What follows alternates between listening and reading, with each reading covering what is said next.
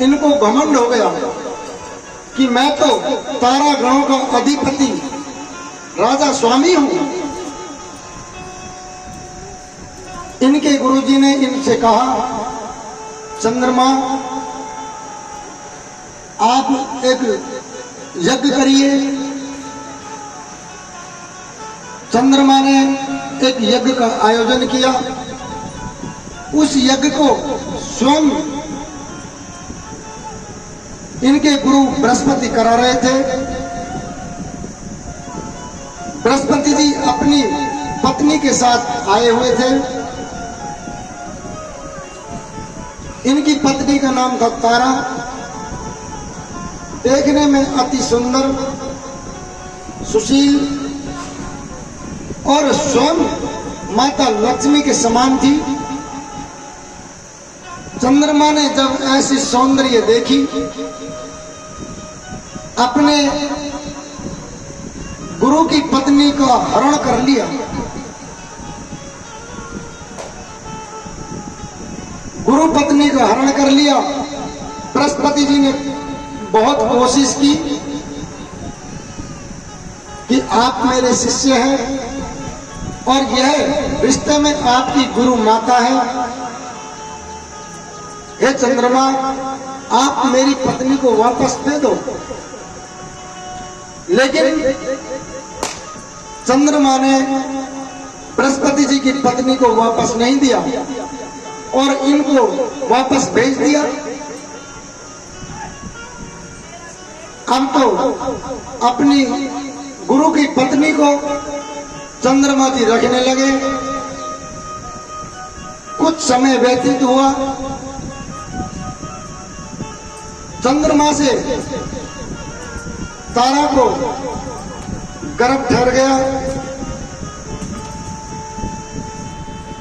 इस प्रकार जब गर्भ ठहर गया तो शुक्राचार्य जी को इस बात का पता लग गया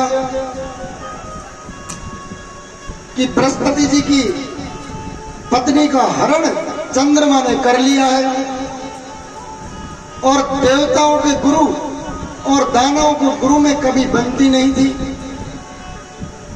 अब जब फूट घर में देखी कि चंद्रमा भी देवता है और बृहस्पति इनका गुरु है, दोनों में फूट है, तो शुक्राचार्य ने घर में फूट देख करके और चंद्रमा का साथ दे दिया कि चंद्रमा, चाहे कुछ भी हो जाए, आप अपने गुरु की पत्नी को वापस मत दो, मैं आपके साथ हूं। चंद्रमा को और सहारा मिल गया। शुक्राचार्य ने अपनी पूरी ताकत चंद्रमा की तरफ से लगा दी। पूरे देवता बृहस्पति जी के साथ थे। एक देवता फूट गया, चंद्रमा। घर में फूट हो गई ना, विभीषण वहां फूटा, रावण मरा। यहां पर आज चंद्रमा फूट गया, दैत्यों का दांव लग गया और दैत्य चंद्रमा की तरफ से युद्ध कर रहे हैं। उधर से उस युद्ध में स्वयं भोले बाबा भी आ कूदे। देवताओं और दानवों में भयंकर युद्ध होने लगा। क्यों? यह युद्ध देवताओं और दानवों का तो था नहीं, लेकिन शुक्राचार्य ने अपनी बुद्धि से चंद्रमा का साथ दे करके और इसको युद्ध में बदल दिया कि घर में फूट, अब हमारा दांव लग जाएगा। देवताओं की सारी कमियों को यह चंद्रमा बता देगा। इसलिए मैंने परसों की कथा में कहा था कि आपके घर की बात चार दीवारी के अंदर ही रहनी चाहिए। जिस दिन आपके घर में तीसरा कोई सलाहकार आ गया, उस दिन समझ लेना आपके मकान की नींव की एक ईंट हिल गई। आज वही बात कथा के माध्यम से आ चुकी है। जब तक चंद्रमा फूटा नहीं, तब तक दैत्यों की कोई हिम्मत नहीं कि देवताओं पर उंगली भी उठा दे। लेकिन एक चंद्रमा के टूटने पर दैत्यों का दांव लग गया और धीरे धीरे करके देवताओं की कमजोरी को पकड़ने लगे। कौन? असुर, राक्षस। दोनों सेनाओं में भयंकर युद्ध होने लगा। इधर महादेव जी ने समस्त भूत गणों को देवताओं की तरफ लड़ने से भेज दिया और स्वयं भोले बाबा भी आ गए। लेकिन ब्रह्मा जी के कहने पर भोले बाबा तो रुक गए, लेकिन अपने सारे भूत गणों की सेना देवताओं की तरफ, बृहस्पति जी की तरफ लड़ने के लिए भेज दी। भयंकर युद्ध होने लगा। अंगिरा पुत्र बृहस्पति जी का पक्ष जब लिया तो घनघोर युद्ध होता रहा। युद्ध होते होते 100 वर्ष बीत गए। अनेकों देवता मारे जाने लगे, अनेकों राक्षस मारे जाने लगे, प्रकृति का संतुलन बिगड़ने लगा। यहाँ पर अत्रि ऋषि ने अपने पिताजी से कहा, ब्रह्मा जी से, कि आप जाइए अपने पोते को समझाओ, यह घनघोर युद्ध हो रहा है, रुकने का नाम नहीं ले रहा है, राक्षसों का दाव लग रहा है, हम देवताओं में फूट पड़ गई। ब्रह्मा जी के कहने पर चंद्रमा से जब कहा तो चंद्रमा ने युद्ध थाम लिया और चंद्रमा को समझाया, आप अपनी गुरु की पत्नी को वापस दे दो। ब्रह्मा जी के कहने पर चंद्रमा ने तारा को वापस बृहस्पति जी को दे दिया। लेकिन तारा जब तक गर्भवती हो गई, अब तो लड़ाई होने लगी पुत्र पर। बृहस्पति जी कहे कि आप इस गर्भ को स्खलित कर दो। इधर चंद्रमा कहे, मैं यह गर्भ स्खलित नहीं होने दूंगा। मैं मानता हूं पृथ्वी तुम्हारी है, लेकिन बीज मेरा है, जितना अधिकार आपका है उतना मेरा है, मैं इस गर्भ को स्खलित नहीं होने दूंगा। अगर नहीं मानते हो तो युद्ध फिर शुरू होगा। ब्रह्मा जी ने तारा को एकांत में ले जाकर और तारा से पूछा, तारा आप ही बताइए यह पुत्र किसका है। तारा ने धीरे से कह दिया, यह पुत्र चंद्रमा का है। देवताओं के कहने पर बृहस्पति जी मान गए और तारा ने उस बच्चे को जन्म दे दिया। उसका नाम बुध हुआ। बुध तो जानते होंगे, 9 ग्रह में बुध ग्रह भी है, मंगल ग्रह है, बृहस्पति ग्रह है, ये सारे देवता ही हैं। जब ये श्रीमद् भागवत होती है तो सारे देवताओं को एक चौकी पर विराजमान 9 ग्रहों को किया जाता है और यहाँ पर भी करा रखा है। इनके बुद्ध हुए। वह बालक इतना दिव्य हुआ, सूर्य की तरह चमकने वाला हुआ और बहुत ही बुद्धिमान हुआ। बुद्ध के पुरुरवा हुए और पुरुरवा की सुंदरता को देखकर एक उर्वशी नाम की इंद्र की अप्सरा मोहित हो गई। नारद जी ने जाकर स्वर्ग लोक में कह दिया कि पुरुरवा जैसा कोई सुंदर और नहीं है। तीनों लोकों में मैं भ्रमण करता हूँ, लेकिन ऐसा कोई सुंदर पुरुष मुझे और कहीं नजर नहीं आया।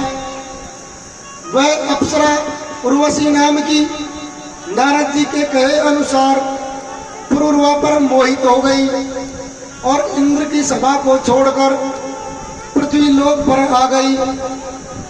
पुरुरवा से आकर कहने लगी, मुझे आपकी अर्धांगिनी बना लो।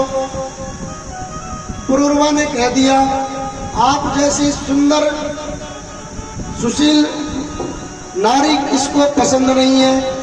अगर आप कह रही हैं तो मैं आपको अवश्य अपनी अर्धांगिनी के रूप में स्वीकार करूंगा। दोनों का पानी ग्रहण हुआ, लेकिन उसमें उर्वशी ने एक शर्त रख दी। बोले, मैं आपकी अर्धांगिनी तब बनूंगी, मेरे साथ 2 भेड़ के बच्चे हैं, और उन दोनों भेड़ों के बच्चों को मैं अपने साथ लाई हूँ। उनकी रक्षा करना आपका परम कर्तव्य है। और दूसरी शर्त मेरी यह है कि मैं घी और बूरा का आहार करूंगी। प्रतिदिन मुझे घी और बूरा चाहिए। यहाँ तो 3 दिन घी बूरा खाया है, गला काम से चला गया। अब वो प्रतिदिन घी बूरा मांग रही है। पुरुरवा ने उसकी भी हाँ कर दी। और तीसरी शर्त जो जटिल कठोर थी वह उर्वशी ने मांग की। मेरी तीसरी शर्त यह है कि जब आप मेरे भवन में रहोगे, मेरे साथ ही आपको मैं नग्न अवस्था में देखूंगी। मेरे अलावा अगर आप मुझे दोबारा कहीं नग्न अवस्था में मैंने आपको देख लिया तो मैं उसी दिन आपको छोड़ करके चली जाऊंगी। पुरुरवा उर्वशी के सौंदर्य में मोहित हो गया और उसने अपनी सारी शर्त तीनों के तीनों मान ली। आज इंद्र को इस बात का पता लग गया कि मेरे स्वर्ग से उर्वशी चली गई है और पुरुरवा के पास में है, उसको अपना पति बना लिया। इंद्र रात का अंधेरे का फायदा उठा करके और उन दोनों भेड़ के बच्चों को चुरा ले गया और पीछे से हल्की सी एक आवाज कर गया। उस समय पुरुरवा अपनी पत्नी के साथ समागम में था। जब आवाज सुनी, जिस अवस्था में पत्नी के साथ था उसी अवस्था में पुरुरवा उन भेड़ के बच्चों को छुड़ाने के लिए चला गया। भेड़ के बच्चों को छुड़ा तो लाया, लेकिन उसी समय उर्वशी ने मना कर दिया कि मैंने आपसे वचन लिया था कि मैं आप मेरे भवन के अलावा कहीं भी आपको नग्न नहीं देखूंगी। आप इस अवस्था में मुझको दिखाई दिए, आपने अपने वचन का पालन नहीं किया, मैं आपको छोड़ करके जा रही हूँ। उर्वशी पुरुरवा को छोड़ करके वापस इंद्रलोक में चली गई। अब तो पुरुरवा उर्वशी के चक्कर में पागल हुआ घूमने लगा। राजपाट घर बार सब छोड़ दिया, पागलों की भांति जंगल में रहता। समय के अनुसार अन्य अप्सराओं के साथ में उर्वशी वन में विचरण कर रही थी। पुरुरवा उसको पहचान गया और जाकर उससे निवेदन किया, उर्वशी अब तो आपको बहुत दिन हो गए हैं, जब से आप मुझे छोड़ कर गई हैं मेरा मन बिल्कुल नहीं लगता। मैं पागलों की भांति वन में विचरण कर रहा हूँ। मैं आपसे निवेदन करता हूँ आप मेरे साथ भवन को चलिए। उर्वशी ने मना कर दिया, आपने वचन का पालन नहीं किया, लेकिन आप अगर इतने मोहित मुझ में हैं तो मैं प्रत्येक वर्ष में 1 दिन के लिए आपसे मिलने अवश्य आऊंगी और उनसे मेरी जो संतान हो उससे आप अपना वंश आगे बढ़ा लेना।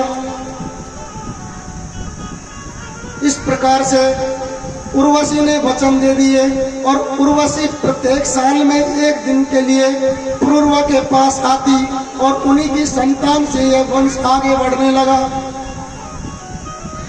अब देखिए कर्म इंसान को कहाँ गिराते हैं। चंद्रमा जैसा कोई सुंदर नहीं था, लेकिन अहिल्या के घर में घुस गया था और गौतम ऋषि ने जल के छींटे फेंक करके जब दिए तो चंद्रमा को आज तक दाग लगा हुआ है।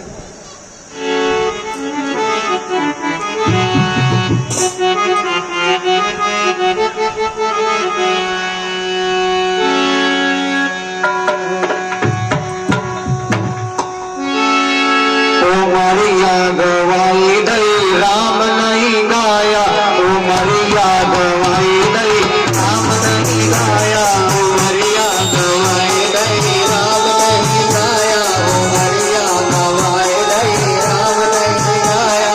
राम नहीं गाया तने हरि नहीं गाया, राम नहीं गाया तने हरि नहीं गाया, राम नहीं गाया तने हरि नहीं गाया, राम नहीं गाया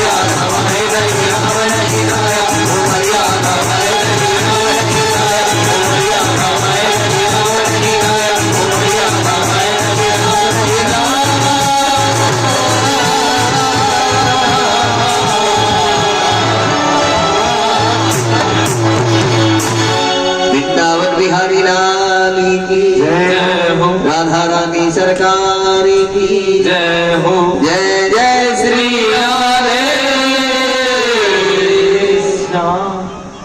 अपने मन को उसी जगह पर केंद्रित करिए। उर्वशी के गर्भ से अनेकों संतानें हुई और यह वंश आगे बढ़ता चला गया। इसी वंश में एक ययाति नाम के राजा हुए। ययाति महाराज एक दिन रास्ते से निकल रहे थे। उसी समय एक कुएं से आवाज आई, बचाओ बचाओ बचाओ।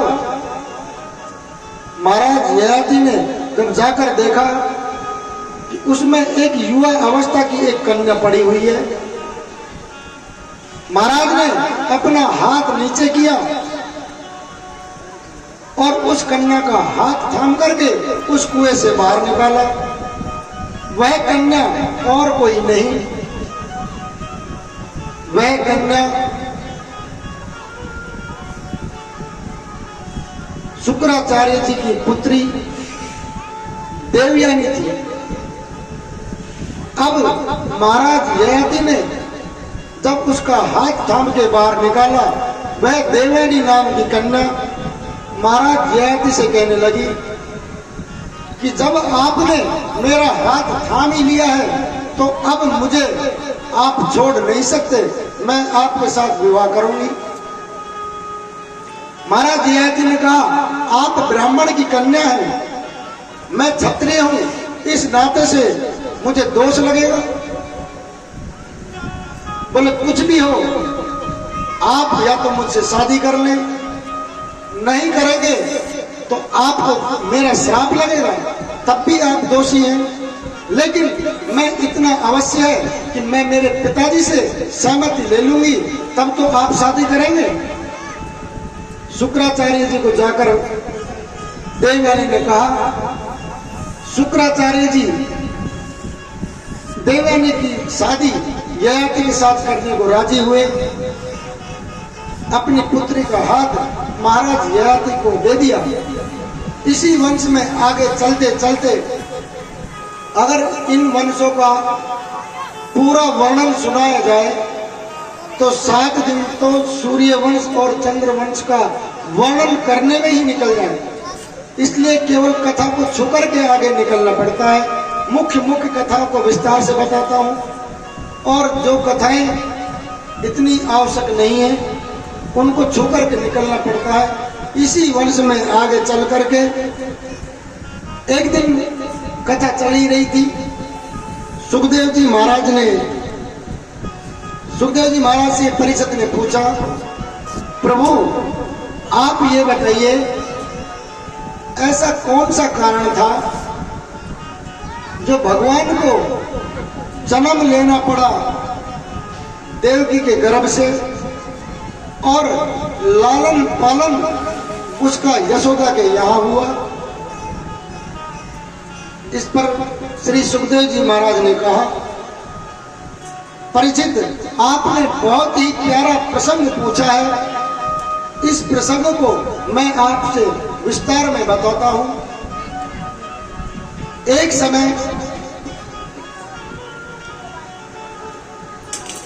सारे आताताई क्षत्रिय सभी राजा अत्याचार करने लगे। इन आताताई अत्याचारी राजाओं से पृथ्वी माता बहुत दुखी हो चुकी थी। इन घमंडी राजाओं ने इतना जब अत्याचार किया, पृथ्वी माता इनके अत्याचारों को सहन नहीं कर पाई। वह गौ का रूप धारण करके और ब्रह्मा जी के पास पहुंच गई। ब्रह्मा जी से सारी अपनी व्यथा सुनाई। प्रभु मैं कब तक इन आतताई राजाओं का अत्याचार सहन करूं? मैं उनके अत्याचारों से बहुत पीड़ित हूं। आप विष्णु भगवान के पास जाइए और इस अत्याचार का अंत करिए। ब्रह्मा जी भगवान के पास गए। और भगवान से विनती करने लगे, प्रार्थना करने लगे। आकाशवाणी हुई, ब्रह्मा जी से कहा, ब्रह्मा जी ने कहा आप प्रभु सारे देवता जाकर के और वृंदावन में निवास करो और इन आतताई राजाओं को सत्यानाश करो। पृथ्वी माता से यह भार उतर नहीं रहा है, सहन नहीं हो रहा है। फिर आकाशवाणी हुई, ब्रह्मा जी आप भी सभी देवताओं को लेकर के और पृथ्वी पर चलो। मैं कुछ समय बाद यदुकुल में जन्म लेकर के और इस पृथ्वी के आतताई राजाओं से इस भार को मुक्त कर दूंगा। इन सब को जो अत्याचार कर रहे हैं उनको एक एक करके सबका संहार कर दूंगा। ब्रह्मा जी अनेक देवताओं को लेकर के और पृथ्वी लोक पर आकर के रहने लगे।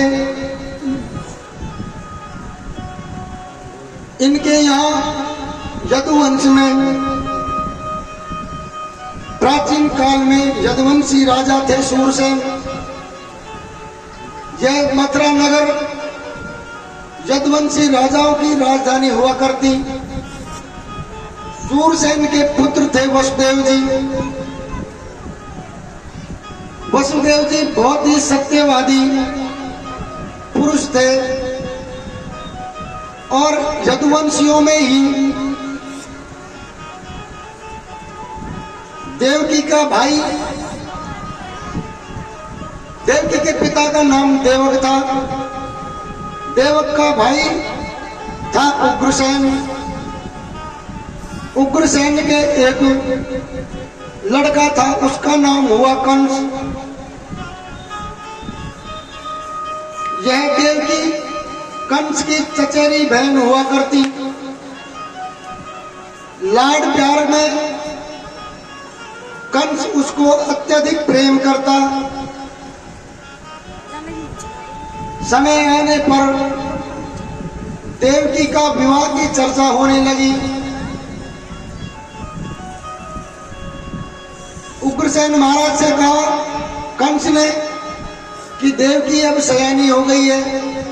अपने चाचा जी से कहा देवक से कि अब आप देवकी का विवाह के बारे में सोचिए, अगर आप माने तो लड़का तो मैं आपको बता दूं। देवक ने तो, देवक की इतनी बात चलती भी नहीं थी, वो शांत रहते थे। उग्रसेन महाराज ने कहा भाई बता। बोले मेरा मित्र है, उसका नाम वसुदेव है। मैं अपनी बहन का हाथ वसुदेव जी के हाथ में देना चाहता हूं।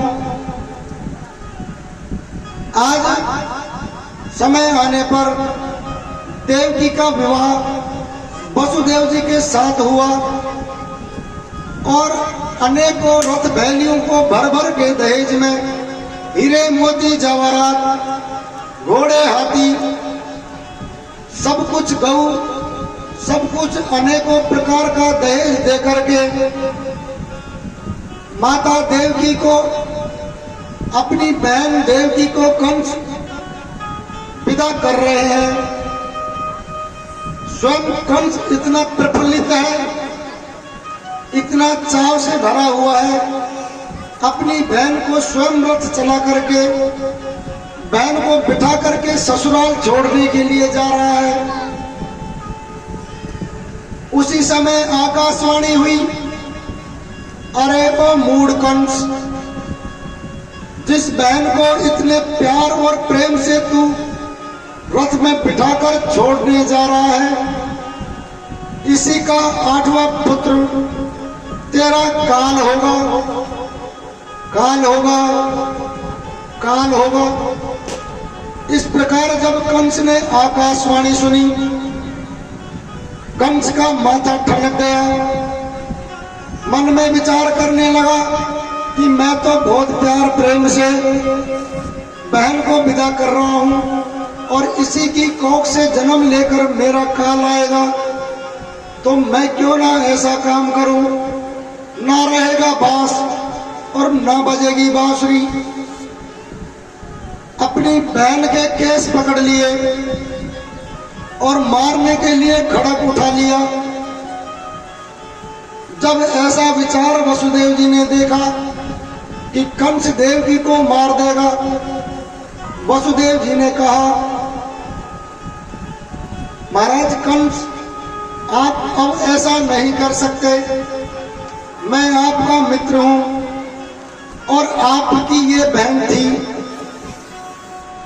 अब आपने इसका हाथ मेरे हाथ में दे दिया, अब इस पर आपका कोई अधिकार नहीं है। हाँ, आकाशवाणी हुई है, इसका होने वाला 8वां पुत्र आपका काल होगा।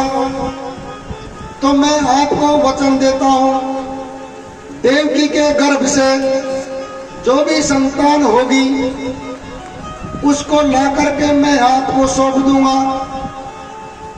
आपसे डर, आपको डर 8वीं संतान से तो है, 8 संतान आपको मैं दे दूंगा। फिर आप अकारण ही देवकी को क्यों मारना चाहते हैं। कंस ने दिमाग लगाया कि वसुदेव की बातों में तो दम है और ये विश्वास करने योग्य भी है। वसुदेव कभी झूठ नहीं बोलता।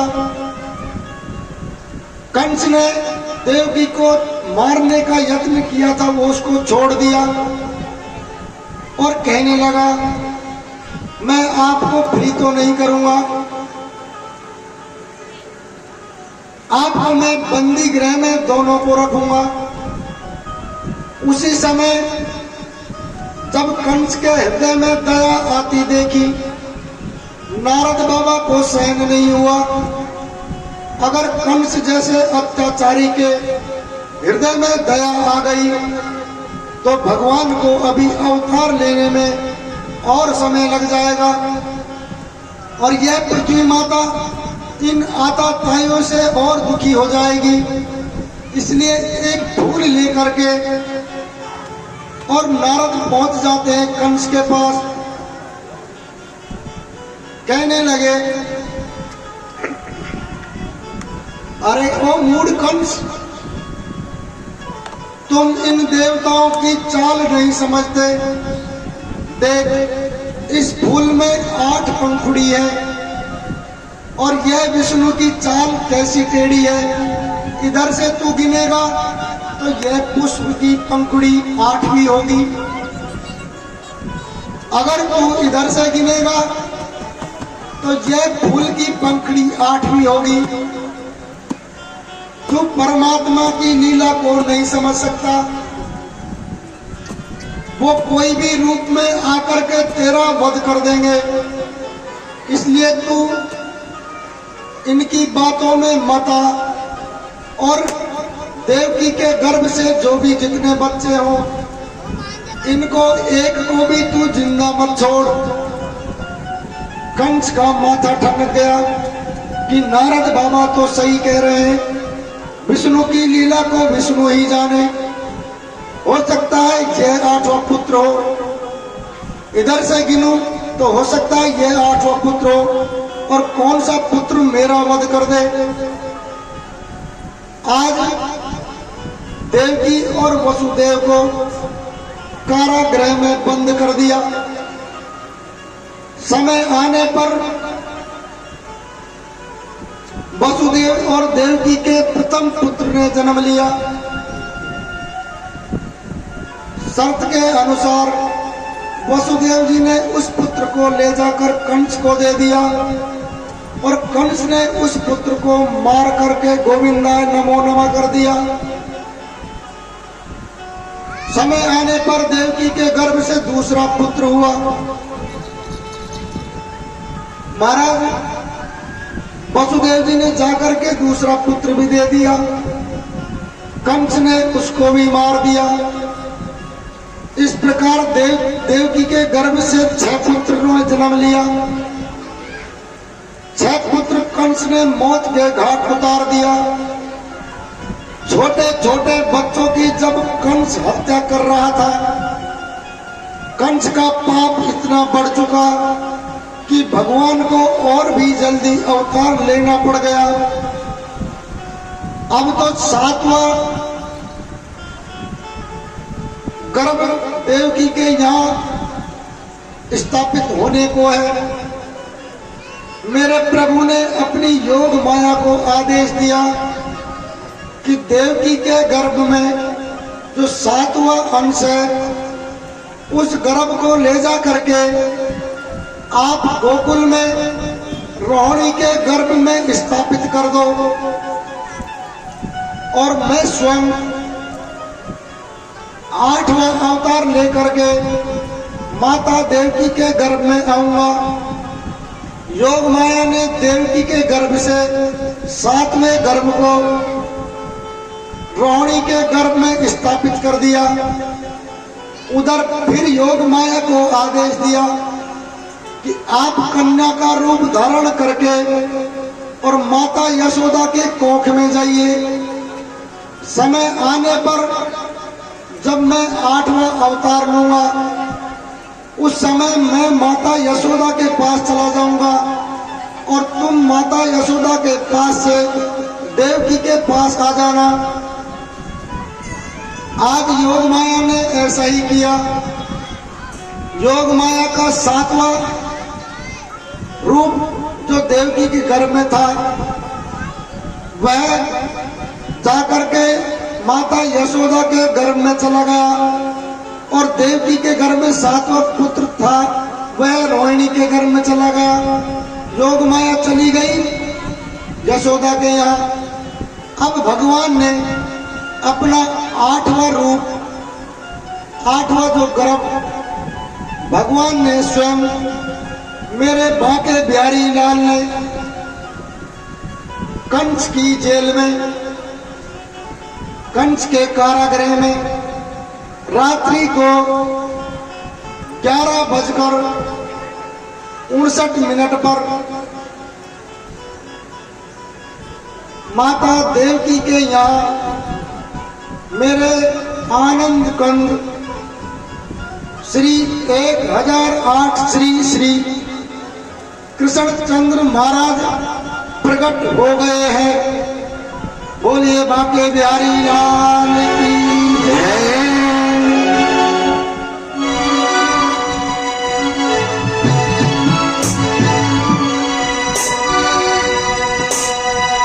ओ माता की लल्ला हो गया,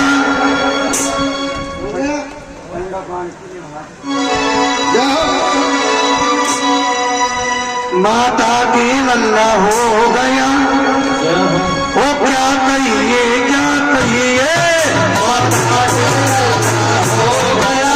क्या कहिए क्या कहिए, माता की लल्ला हो गया। क्या कहिए क्या कहिए, माता की लल्ला हो गया। क्या कहिए क्या कहिए, माता की लल्ला हो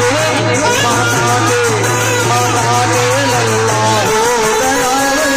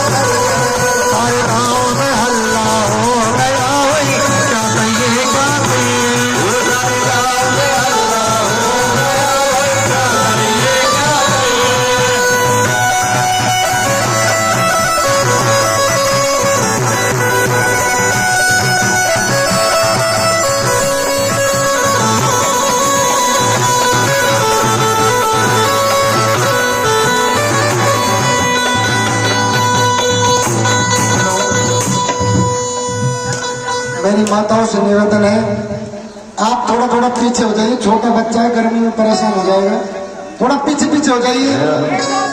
और महाराज परिषद जी जहाँ भी हो आइए, आपके यहाँ पर मेरे प्रभु ने अवतार ले लिया है और पूजन के लिए आए।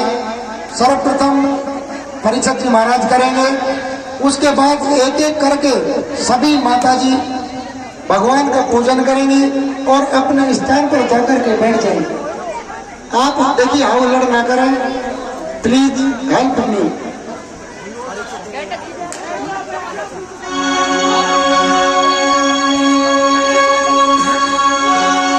रंगी गुब्बारों से मंडप सजाया है, मिश्रियों में का एक केक मंगाया है, इसको चखेगा श्याम। और हम क्या बोलेंगे? हम सब बोलेंगे हैप्पी बर्थडे।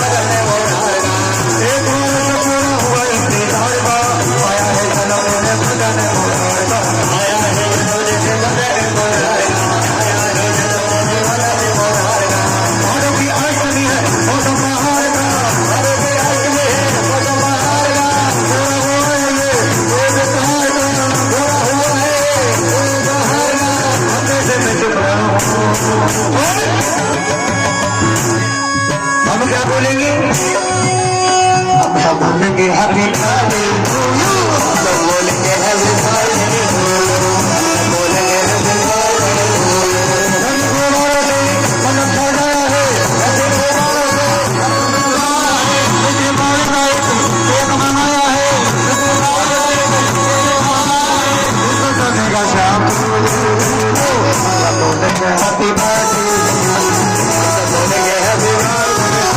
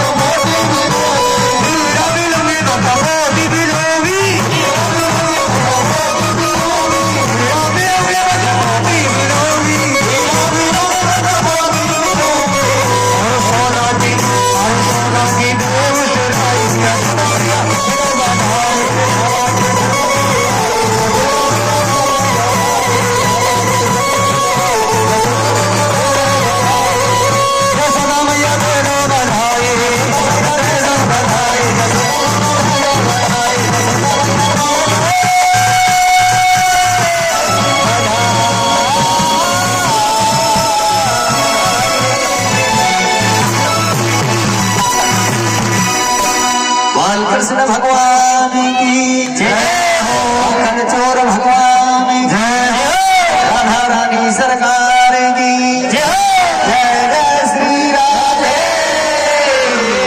श्याम।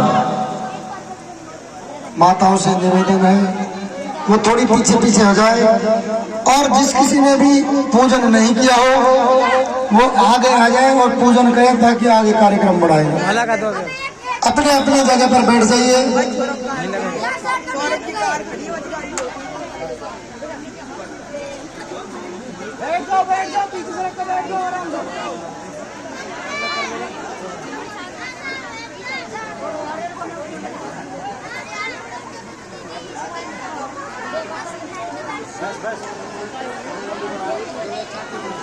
आज कृष्ण जन्म तक के उत्सव में हम शामिल हुए। कल इसी समय गोवर्धन पूजा होगी। आप और हम सब मिलकर के गोवर्धन की परिक्रमा करेंगे। सभी अपने घरों से जैसा जिसके पास प्रसाद हो, पुआ पापड़ी खीर दही जो भी हो, मेरे कन्हैया के लिए गोवर्धन पर्वत की पूजा जो होगी, आप उसको पर्वत नहीं कहते, सॉरी, गोवर्धन महाराज की पूजा होगी। आप सब उसमें सादर आमंत्रित हैं। जैसे भी जिसके पास प्रसाद हो वह महाराज गोवर्धन को भोग के लिए लेके आए अपने गृह मंदिर से। और यजमान से मेरा निवेदन है, आप अधिक से अधिक संख्या में 11 तरह 15 तरह 21 तरह 56 प्रकार का तो नहीं हो सकता, आप भोजन की व्यवस्था कराएं और बाबा गोवर्धन महाराज को भोग में लगाएंगे। भैया ऐसा मत करो बेटो, आराम से लग जाए, कोई पकड़ो पकड़ो पकड़ो, टप ले लो। अरे बच्चे को ना गिर जाए, बाबा का नहीं यहाँ पर। अरे यहाँ पे आगे चले जाओ बेटा, आगे चले जाओ। नीचे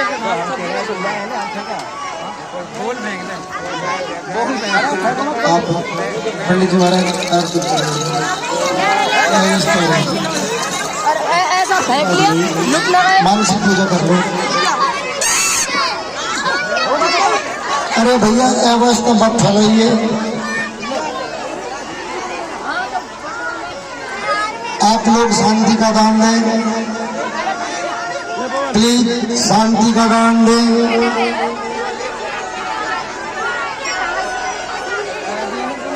पंडित जी महाराज आरती के लिए तैयार करें, भोग लगवाइए।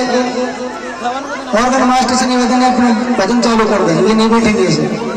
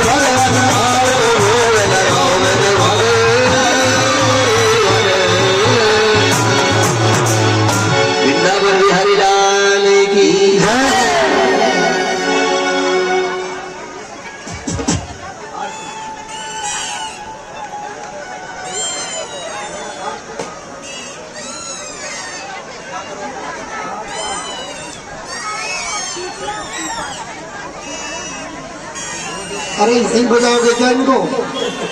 ओ पी घर बजा लेना भैया। आरती के लिए सभी भक्तजन अपने अपने स्थान पर खड़े हो जाएं। आरती के लिए सभी भक्तजन अपने अपने स्थान पर खड़े हो जाएं। आरती के लिए सभी भक्तजन अपने अपने स्थान पर खड़े हो जाएं। जय हो। सूरज दीप जलाएंगे प्रभु धरे आपको ध्यान, शरण पड़े की लाज रखो दीन बंधु भगवान। कर्पूर गौरव कर्णावतारम संसार सारम भुजगेन्द्रहारम सदा वसंतम हृदय विद्ये भवं भवानी सहितं नमामि, भवं भवानी सहितं नमामि। श्री बांके बिहारी की आरती गाओ, बांके बिहारी तेरी आरती गाओ, हे नंद लाला तेरी आरती गाओ, हे नंद लाला तेरी आरती गाओ।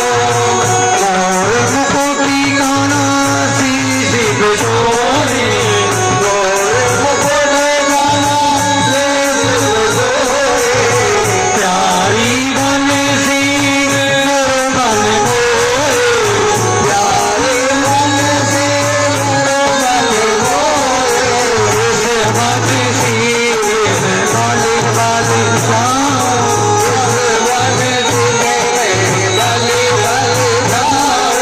बांके बिहारी तेरी आरती गाओ, बांके बिहारी तेरी आरती गाओ।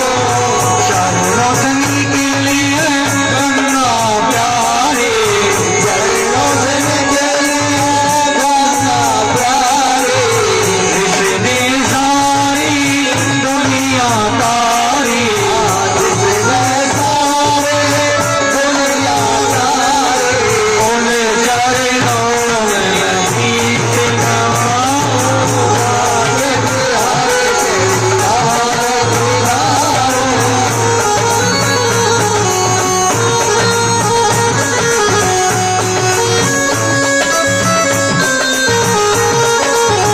काशी अनादि के नाद आप हो, काशी अनादि के नाद आप हो, सुख दुख जीवन प्यारे साथ आप हो, सुख दुख जीवन प्यारे साथ आप हो।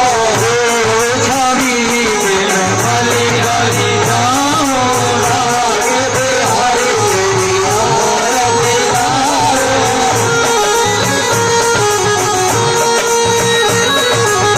श्री हरिदास के प्यारे तुम हो, श्री हरिदास के प्यारे तुम हो, मेरे मोहन जीवन धन हो, मेरे मोहन जीवन धन हो।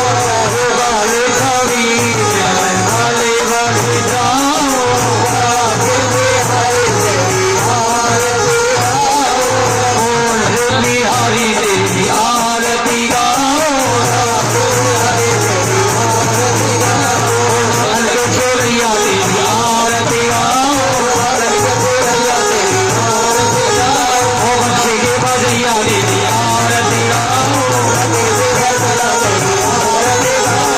ओम नमः शिवाय, ओम नमः शिवाय, ओम नमः शिवाय, ओम नमः शिवाय, ओम नमः शिवाय, ओम नमः शिवाय, ओम नमः शिवाय, ओम नमः शिवाय। श्री बांके बिहारी तेरी आरती गाओ,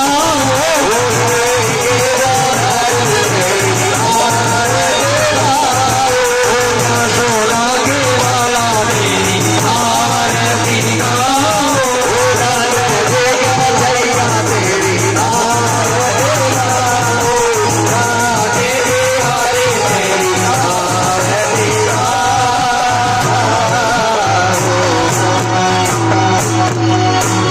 बालकृष्ण भगवान की जय हो, माखन चोर भगवान की जय हो, राधा रानी सरकार की जय हो। जय जय श्री राधे श्याम।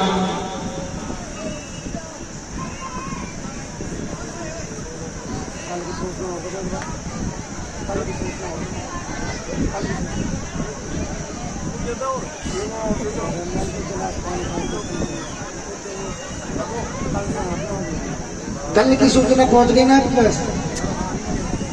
पहुंच गई? कल क्या होगा सबको पता है ना? राधे श्याम। चलो प्रतिदिन की तरह आज पुष्पों का अभाव है, तो कृपया सभी लोग अपने हाथों को जोड़ लें और भगवान की पुष्पांजलि करें। ओम जग्नेन जग्नवय जन्त देवास्तानि धर्माणि प्रथमान्याशन्नादेहनाकम् महिमानः सचन्त चतुर्पूर्वे साध्याः शक्तिदेवाः। हरिः ओम एकदन्ताय विद्महे वक्रतुण्डाय धीमहि तन्नो श्रीदन्ती प्रचोदयात्। हरिः ओम कात्यायन्यै च विद्महे कन्याकुमारी च धीमहि तन्नो श्रीगौरिः प्रचोदयात्। हरिः ओम नन्दनन्दनाय विद्महे यशोदानन्दनाय धीमहि तन्नो श्रीबालकृष्णः प्रचोदयात्। हरिः ओम वृषभानुजायै च विद्महे श्रीकृष्णप्रियायै च धीमहि तन्नो श्रीराधा प्रचोदयात्। शेवन्तिकाकुलचम्पकपाटलब्जै पुन्नागजादिकरवीरसालपुष्पै विल्लप्रवाल तुलसीदलमञ्जुले भीतां पूजयामि जगदीश्वर मे प्रसीद सच्चिदानन्दरूपाय विश्वोत्पत्त्यादिहेतवे तापत्रय विनाशाय श्रीकृष्णाय वयं नमः। कृष्णाय वासुदेवाय हरये परमात्मने प्रणतः क्लेशनाशाय गोविन्दाय नमो नमः। जयति जगति मायां यस्य कायाधमस्ते वचनरचनमेकं केवलं च कलय्य ध्रुवदमपि यातो इति कृपातो ध्रुवोऽयं सकलकुशलपात्रं ब्रह्मपुत्रं तास्मि नानासोऽन्त्यपुष्पाणि यथा कालो ध्रुवाणि च। पुष्पाञ्जलिर्मया दत्तो गृहाणः परमेश्वरी। ओं भूर्भुवः स्वः। श्रीमद्भागवत महापुराणाय नमः। श्री सीतारामचंद्र चरणकमलेभ्यो नमः। श्री राधाकृष्ण चरणकमलेभ्यो नमः। मन्त्रपुष्पाञ्जलिं समर्पयामि। मंत्रहीनं क्रियाहीनं भक्तिहीनं सुरेश्वर यत्पूजितं मया देव परिपूर्णं तदस्तु मे परावसं कृत्वा जगदम्बेति चोच्चरेत यागतिं शम्भुवाप्नोति न तां ब्रह्मादयासुरः।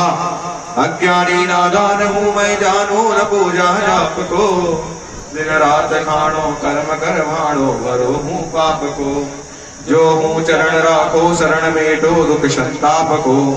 जैसो भी हूँ कोटो करो वैसो भगवन आपको। वृंदावन बिहारी लाल की राधा रमण सरकार की जय। हनुमान जी महाराज की जय। परम पूज्य श्री गुरुदेव भगवान की जय। परम पूज्य श्री सदगुरुदेव भगवान की जय। श्री वृंदावन धाम की जय। नैमिषारण्य धाम की जय। अयोध्या धाम की जय। काशी नरेश की जय। श्री काशी धाम की जय। भारत माता की जय। गंगा मैया की जय। गोमती महारानी की जय। श्री चक्रतीर्थ भगवान की जय। धर्म ध्वजा की जय। सत्य सनातन वैदिक हिंदू धर्म की जय। संत समाज की जय। सिद्ध समाज की जय।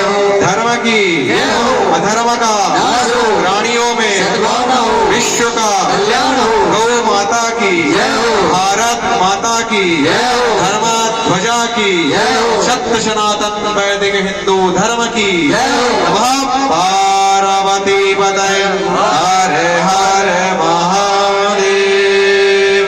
दुख हरा दारिद्र हरा कष्ट हरा रोग हरा आनंद की लहर कर हर हर महादेव। शंभो शंकरा शिवा महादेवा हर।